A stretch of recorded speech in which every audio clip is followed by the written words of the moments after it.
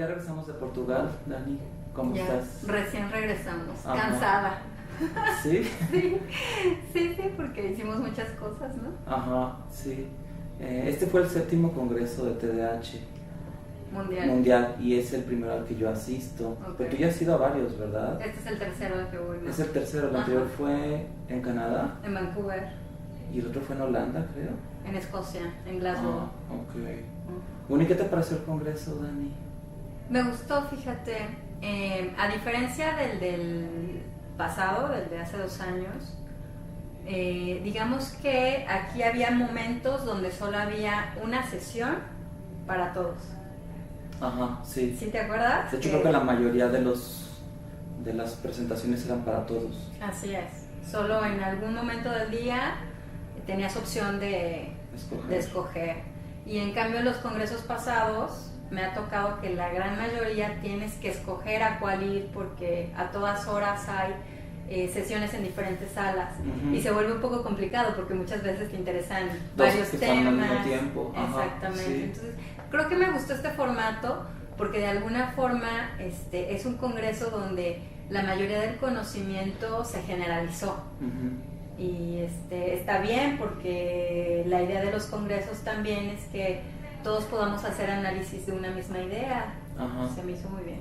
Bueno, a mí me llama la atención que pueda haber un congreso enfocado totalmente en un solo trastorno, y creo que eso sí muestra como una relación que no lo veo reflejado yo con el quehacer psiquiátrico, o al menos aquí en México, porque mientras a nivel mundial se están haciendo congresos de TDAH en donde asistimos psiquiatras y neurólogos, pues resulta que el psiquiatra habitualmente no detecta el TDAH. Algo que a mí me gustó mucho es que se habló mucho del TDAH del adulto, porque yo al principio, antes de revisar el programa, yo sí tenía la idea de que era un evento muy dirigido hacia el TDAH de los niños, y que sí iba a seguir esa pauta que vemos en muchos lugares, sí, en donde el TDAH del adulto es ignorado o ese tema brilla por su ausencia en los congresos, ¿no? Por ejemplo, los congresos de pediatría ya están metiendo temas de TDAH, pero congresos de otras especialidades médicas donde se trabaja con adultos no hablan del TDAH del adulto. Entonces eso me llamó la atención y me parece interesante, pero creo que todavía no veo eso reflejado yo en la práctica psiquiátrica, al menos aquí en México. ¿Tú qué piensas de eso? Yo creo que es por regiones, Mau. Ajá. Inclusive, no sé si te pasó, pero cuando me moví de México a Guadalajara, pareciera que como lo que se estaba atendiendo en Guadalajara era lo que hace 10 años se atendió en México. O sea, sí creo que es un retraso y que tiene que ver con la centralización, ¿no?, del conocimiento. Cuando a veces en lados estás en sesiones bibliográficas 3 o 4 veces a la semana, pues estás como enterado de lo que pasa en el mundo, ¿no? Pero a veces cuando no estás en instituciones que se manejan así o en grupos que se manejan así, a menos que pase lo que hacemos tú y yo, de buscar congresos y estarnos actualizando, pues podemos quedar fuera de las cosas que se están revisando normalmente, ¿no?, día a día. Ahora, lo que mencionas del TDA del adulto, pues sabemos que es algo no nuevo, porque ya tiene más de una década este artículo que encontró que el TDA no se quita, sino que evoluciona. Tiene más de una década. Lo que pasó recientemente, hace algunos años, fue que descubrieron este nuevo déficit de atención que es de inicio en el adulto. ¿Te acuerdas que pues se excluye que si no presentan los síntomas antes de los 7 años, pues es como si no tuvieras déficit de atención? Sin embargo, ahora... Pero para el DSM-5 se recorrió hasta los 12. Así es. Ajá. Y ahora sabemos que hay uno de inicio en la edad adulta, ¿no? Entonces, creo que todos los días se descubren cosas nuevas y es importante estar actualizado, ¿no? Ajá. Bueno, ¿y qué otras cosas te parecieron relevantes de este congreso, Dani? Fíjate que me gustó esta plática donde estuvo el Dr. Cogill de Australia. Ajá. Y el Dr. Biderman de Estados Unidos, ¿te acuerdas? Sí. Donde discutieron si se debe de tratar el TDA que no cumple... Subclínico. Así es, que no cumple todos los criterios. Mira, lo que estuvo interesante es que el Dr. Cogill un poco representó lo que se hace en Europa y parece que también en Australia, que es tratar de evitar la medicación hasta lo más necesario, ¿no? No lo ven como la primera opción. Y en cambio en Estados Unidos sabemos que el uso del medicamento es muchísimo más aceptado. Entonces aquí creo que los dos tuvieron razón en lo que presentaron, aunque pareciera que fueran opiniones distintas. El doctor Biderman mostró evidencia de que inclusive el TDA cuando es subclínico causa disfuncionamiento, ¿no? Y sí tiene un impacto negativo en la calidad de vida. Entonces él sugería que dar un tratamiento oportuno estaba bien. El doctor Cogill le preocupaba que la mayoría de los médicos que tratan el TDA en algunos países no son los psiquiatras o los neuropediatras que están en constante actualización, sino que son médicos que a veces no tienen la suficiente formación y la suficiente actualización. Y si de alguna manera se aprobaba en un congreso que trataras un TDA subclínico, tal vez estarían tratando y dando tratamiento farmacológico a otras entidades que ni siquiera son efectivamente déficit de atención, ¿no? O sea, le preocupaba la sobremedicación y el sobretratamiento.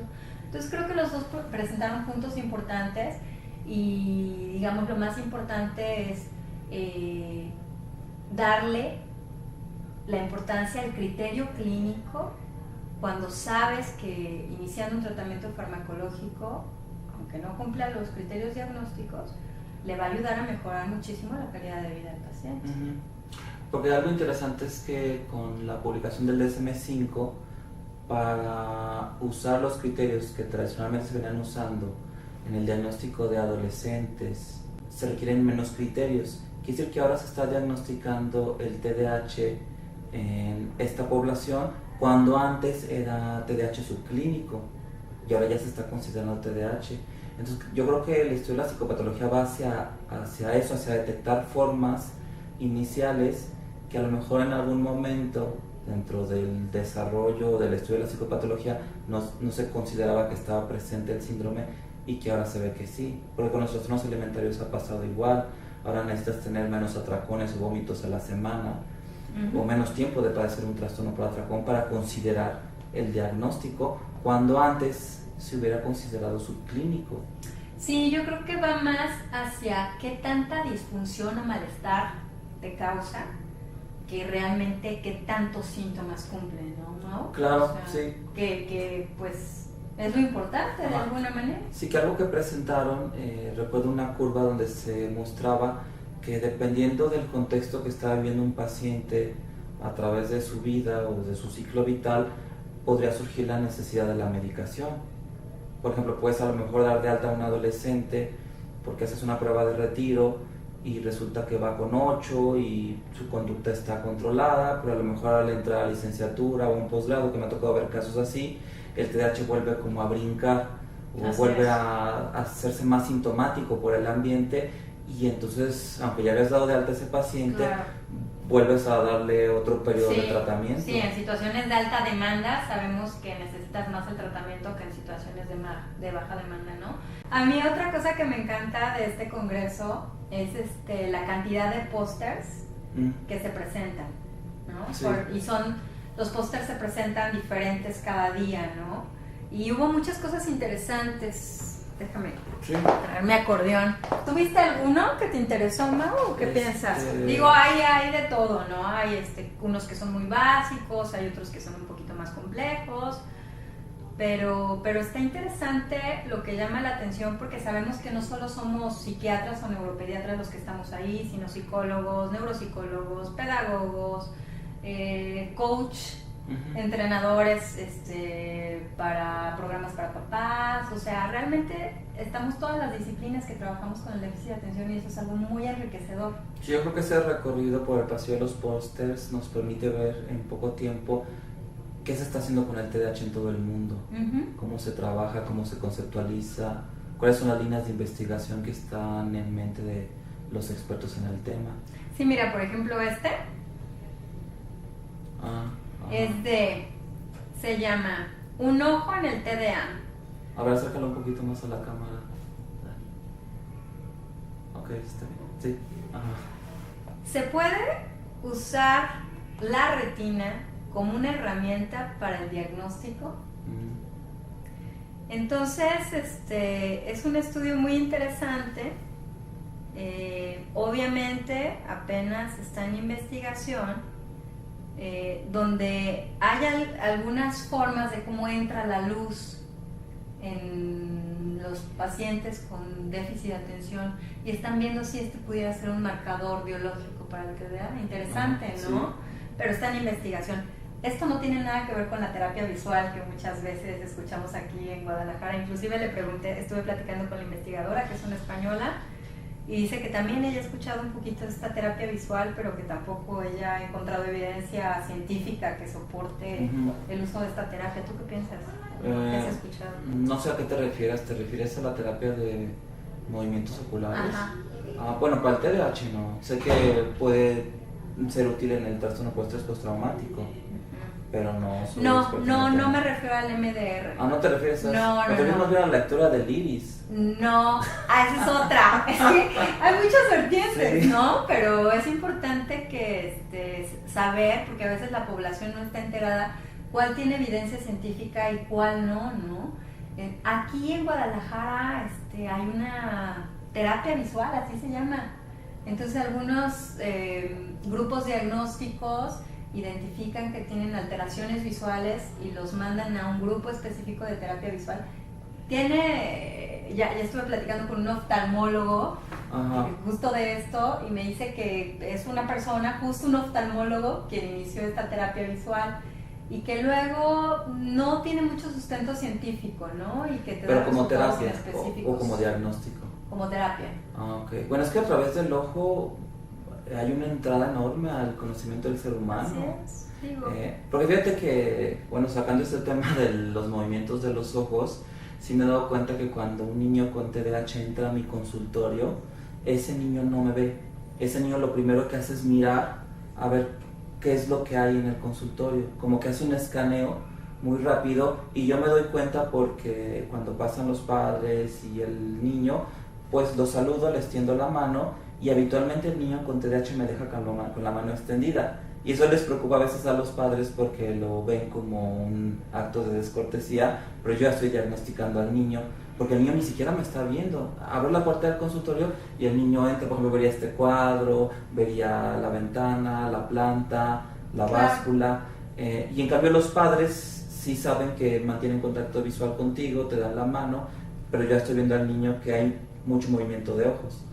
Incluso también cuando lo tengo frente al escritorio y lo estoy interrogando, el niño está escaneando el consultorio. Y entonces creo que eso también podría ser como una pauta para el diagnóstico. Claro, de hecho, también en esta sesión de pósters había otro póster que tiene que ver con otro marcador biológico que están buscando, que son movimientos muy muy finos del ojo, casi indetectables, que te los evalúan a través de un láser. Y se dice que precisamente los que tienen déficit de atención realmente no tienen la mirada fija cuando te están atendiendo, sino que muchas veces están analizando el alrededor y que son movimientos muy finos, ¿no? Entonces este es otro método diagnóstico o de ayuda diagnóstica que se está investigando.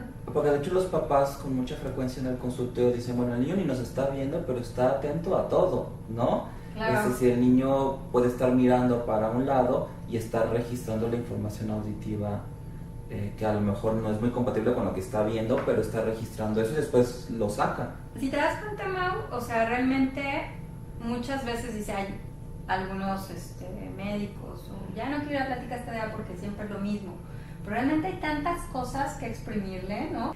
Mira, te voy a comentar otros temas, por ejemplo, mindfulness en pacientes con déficit de atención y sus familiares, y si hay resultados sobre los síntomas. Obviamente la dificultad de estas terapias es que ese beneficio no se mantiene por largo tiempo, sino que es algo que tienes que hacer continuamente, pero funciona. Hablaron de actividad física y TDA, lo importante que es, lo sabemos, pero ahora tenemos sustento científico. Hablaron de neurofeedback y lo mismo, ¿no? Fue muy interesante cómo mencionaron que el neurofeedback no les ayuda a todos, y es como difícil predecir a quién sí le ayuda y a quién no le va a ayudar, ¿no? Y es un tratamiento al que te tienes que someter, pagar sesiones creo que por anticipación y ir durante un tiempo prolongado. Entonces parece pues tener también cierto riesgo de no saber a quién sí le va a ayudar y a quién no. Y que aparte no está tan disponible en todos los lugares. Sí, y que los efectos no se mantienen a largo plazo, pero bueno, puede ser una opción para algunas personas, ¿no? O sea, también de intervenciones dietéticas, otra vez, qué tanto los alimentos pueden favorecer los síntomas o inclusive disminuirlos. Hablaron del déficit de atención en mujeres, Mau, que también eso es algo muy importante porque sabemos que la prevalencia en escolares es mucho más alta en niños que en niñas, pero lo que se está pensando es que a lo mejor los síntomas que presentan las niñas son diferentes. Sí, sobre todo por la parte de la hiperactividad. Nuevamente volvemos al tema del nombre, que de hecho yo creo que el nombre no le hace justicia a la equidad de género. Exacto. Es decir, deja fuera a la mujer. Entonces la mujer que es distraída y que va con 7 de promedio, pues a lo mejor consideran que no es buena para estudiar y resulta que tiene un TDAH, y al niño que era disruptivo y que venía al salón de cabeza, pues finalmente le fue mejor porque fue con un especialista y le dieron tratamiento. Sí, mira, este póster que habla de TDA en mujeres, más allá de lo evidente, ¿no? Ajá. Y como también este tema de que una mujer adulta con múltiples responsabilidades de casa, de los hijos, y cómo le sufren, cómo padecen cuando tienen déficit de atención, ¿no? Ajá. Y también ha habido investigación que se ha hecho en torno a la relación entre la respuesta al fármaco y el ciclo menstrual, de manera que el medicamento no es totalmente efectivo en todos los días del ciclo menstrual de una mujer, que eso también es un área todavía poco investigada y que no está en mente de la mayoría de los clínicos. Así es, Mau. Estuvieron muchos colegas mexicanos, me dio mucho gusto, la verdad, de todos los congresos es en el que más he visto asistentes mexicanos.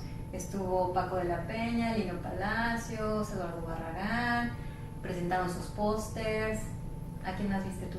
De los conocidos, a Baltasar Varela, los neuropediatras también, Hugo Ceja, el doctor Gómez Plasencia, estuvieron los chicos de Shire también, que nos invitaron a cenar, ¿verdad? Sí, yo creo que México tuvo muy buena presencia en el Congreso Mundial de TDAH. Sí, la verdad es una de las cosas que me gusta mucho de este congreso, además que fue en un lugar muy bonito.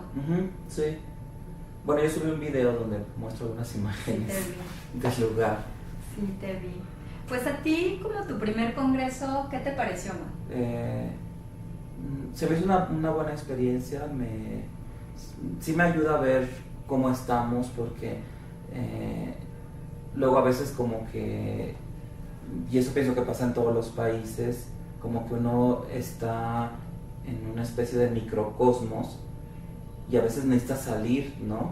Y ver qué es lo que están haciendo en otros lados del mundo, qué es lo que dicen personas que están fuera de tu país, cómo trabajan el TDAH, y ese distanciamiento te permite hacer una autocrítica, ¿no? De lo que estás haciendo y modificar las maneras en cómo trabajas. Yo creo que esto que se mencionó mucho, los problemas del sueño en los niños, yo creo que es porque también tradicionalmente se ha creído que el TDAH es un problema del día, y de hecho la mayoría de los medicamentos hacen principalmente su efecto durante el día, pero el niño es hiperactivo las 24 horas, los 365 días del año, entonces algo pasa en la noche también. Hay mamás que me han dicho que el niño hasta va marcando como las horas en la cama porque va girando. Claro. Sí. Y una vez tuve un caso en donde el niño empezó a dormir con sus papás, pero se dormía en un colchón en el suelo, y en la noche el niño rodaba y despertaba en el otro lado de la habitación, y yo le pregunté a la mamá, bueno, imaginemos que hiciéramos el experimento, no lo vamos a hacer, pero que el niño se durmiera, no sé, en un campo de fútbol, podría dormir en un extremo de la cancha y despertar en el otro. Y me llevó a la otra cancha. Ajá, y la mamá dice, no, sí, entonces hay una hiperactividad nocturna, hay también una inmadurez de la función del sueño, que se puede evidenciar con much problemas. La relación de la melatonina. Ajá, y fíjate, los problemas del sueño no están en los criterios de diagnóstico y muchas veces en las entrevistas iniciales no preguntamos cómo duermen los niños. Claro. O no nos interesa mucho eso. Okay. Y muchos niños con TDAH tienen problemas para dormir. Incluso hasta para un psicoanalista de niños. Vale la pena que el niño te cuente su sueño porque igual y ni siquiera se concentran para soñar. A lo mejor pasan de un sueño a otro, que también es algo que no se ha investigado. Las ensoñaciones de los niños con TDAH. Buen punto para investigar. Ajá, sobre todo que yo he estado en esto del sueño y de las ensoñaciones. Sí, igual y para el siguiente curso podemos presentar un póster sobre el sueño. Hay muchas ideas, ¿no, Mau? Yo creo que nos trajimos para nuestro grupo pues muchas ideas, muchos proyectos, ¿no? El empezar a hacer evaluaciones mucho más amplias de las que ya hacemos, porque efectivamente indagamos síntomas, sí indagamos sueño, indagamos problemas familiares, indagamos problemas en la escuela, indagamos regulación o disregulación emocional.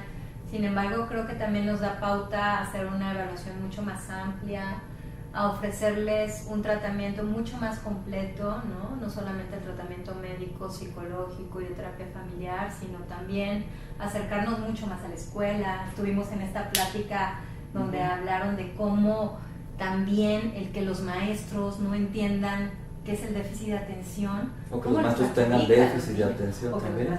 Yo siempre he señalado que los psicólogos escolares pues sí diagnostican o canalizan a los niños donde haya la sospecha de un problema como déficit de atención, pero nunca se señala al maestro, donde digan, bueno, aquí el maestro a lo mejor también tiene déficit de atención. O ansiedad, otra cosa que le haga difícil trabajar con el déficit de atención. Pero esta importancia de que los maestros entiendan que el déficit de atención no solo es inatención o hiperactividad, que va más allá de eso, es súper importante, ¿no? Y es algo que también de repente como que descuidamos, como que nada más cuando nos enfocamos en los síntomas va sobre eso y no sobre cómo las demás personas que pasan con el niño casi la mitad del día también están aportando, ¿no? Entonces creo que eso es muy importante. Otro tema que me encantó fue el de la sexualidad en el TDA, ¿no? Qué importante es, Mau, porque sabemos por evidencia científica que son personas que muchas veces tienen vida sexual precozmente, impulsivamente, ¿no? Se implican en actividades sexuales a veces hasta peligrosas, pero hay poca investigación, pero la hay, sobre que realmente son personas que tienen una actividad o sensibilidad sexual más aumentada, ¿sí? Y entonces, ¿cómo tienes que educar a un paciente que tú ves desde chiquito sobre su sexualidad? Y cómo de repente también él tiene que ser consciente que puede tener una sexualidad más aumentada. Sí, que eso lo puede poner en riesgo tanto de sufrir abuso como él abusar sexualmente de abusos o actividades de riesgo, ¿no? Sí.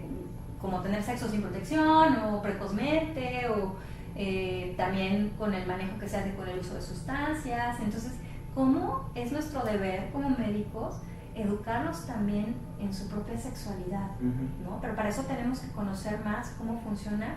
Y fíjate que estuve platicando con un doctor de Canadá que están reuniéndose con otros médicos de Europa para hacer un proyecto donde se hace una investigación en la población de TDA sobre cómo empiezan y viven su sexualidad. Va a ser muy interesante porque a lo mejor nos invitan. Entonces, creo que necesitamos conocer más al respecto porque sabemos las repercusiones, pero aún no tenemos estrategias preventivas claras. Sí, claro.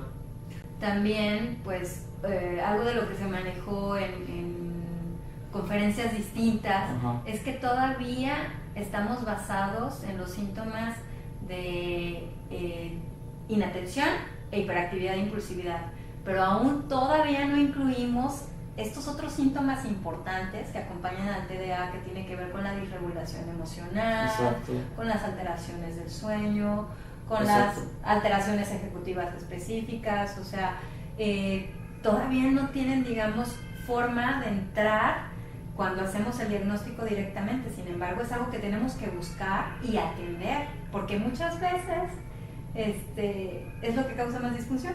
Porque fíjate que Buckley, él no está muy de acuerdo con el nombre que ahorita tiene el trastorno por déficit de atención con hiperactividad. Piensa que no es un nombre que esté reflejando la esencia misma del trastorno. Y que es interesante eso, porque creo que esa pauta ha estado presente a lo largo de todo el siglo XX, porque el TDAH ha estado cambiando de nombre a cada rato. Primero se le llamó trastorno del comportamiento postencefalítico, daño cerebral mínimo, disfunción cerebral mínima, reacción hiperkinética de la infancia, TDAH. Entonces sí parecería ser que a lo largo del siglo XX los expertos o los investigadores como que no han entendido totalmente el TDAH, puesto que lo han estado rebautizando, y aún el nombre que tiene el día de hoy para algunos autores no es un reflejo de la esencia. Para mí no lo es, Mau. De hecho, muchas veces cuando vienen los pacientes, les digo, bueno, eso que ustedes han escuchado como trastorno por déficit de atención e hiperactividad, muchas veces ni siquiera tiene que ver con que su hijo sea muy inatento o muy hiperactivo. Involucra más cosas, ¿no? Sí. Entonces, porque si a muchas personas, pacientes familiares, no les cuadra el nombre. Sí, sobre todo si hablas de que oficialmente es TDAH, pero sin hiperactividad, entonces... O sin tanta inatención. ¿No? Y no se habla mucho de la impulsividad o de esa falla en la inhibición conductual. O en la disregulación emocional. O en los problemas en el sueño. Entonces yo creo que a lo mejor nos estamos, ya viendo hacia futuro, aproximando a un cambio de nombre. No sé si ya en el siguiente congreso... Se proponga. Ya lo podemos proponer. Sí.